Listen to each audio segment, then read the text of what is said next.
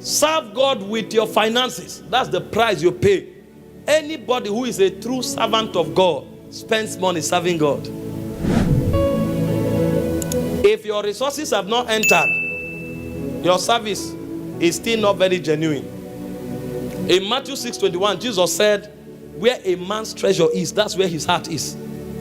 That's how I judge a man's heart. I don't check where your heart is by tears. Some people have biochemical reaction. The moment something sounds sorrowful, they start weeping. It doesn't mean their heart is there. I will not use tears to trace your heart.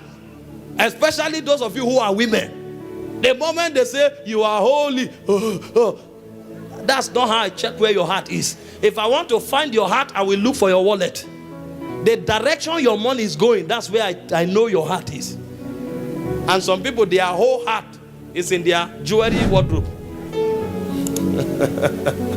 There's nothing wrong in looking good, but let your resources advance kingdom. See, train yourself. You won't start overnight, but train yourself. I remember when God started dealing with me, 10 naira was difficult to give God. 10 naira. As small as 10 naira is. Give it once. If I give this week, I won't give next week. God moved me to 20 naira. God moved me to 50 naira. God moved me to 100 naira. He knew that if he tells me to give what I'm giving now, we will fight. Maybe I will surrender the calling. So he started from 10 naira because it's a process. You can't claim you are my servant and you don't give. Your resources prove your heart. And so God knew, for you to say you are an apostle serving God globally, your resources must prove the depth of your love for me. He moved me to 1,000, to 10,000, to 100,000, to 1 million. I'm not saying what you accumulate, what you give once. To 2 million, to 5 million, to 10 million, to 20 million, to 40 million, and you keep going. And as the bigger you become, you sign it without thinking. Because the capacity is being enlarged. Capacity.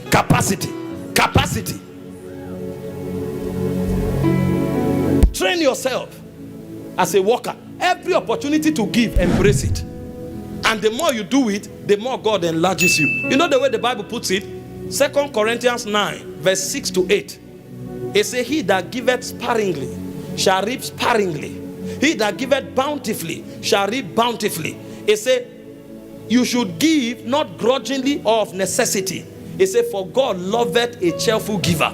And see what it said in verse 8. It says, God is able to make all grace abound towards you. That means all grace is not for every Christian. All grace is for those who give bountifully and they do it cheerfully. To make all grace abound towards you, that you, having all sufficiency, always, in all things, may abound in every good work. That's a realm where some people are living. All sufficiency, always abounding in every good works. That's a worker. You give until it becomes a lifestyle. Paul spoke about a whole church that mastered this grace.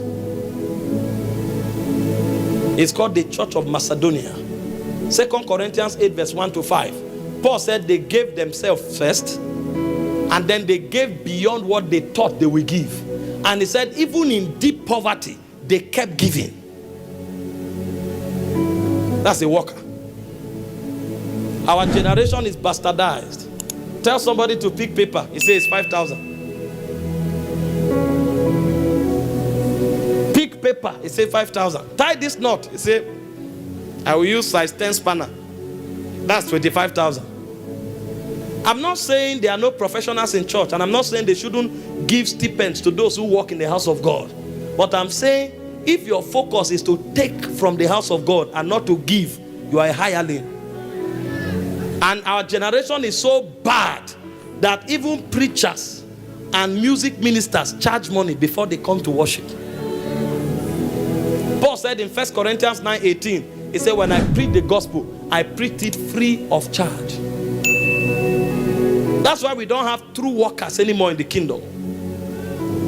The price you pay is the price of money.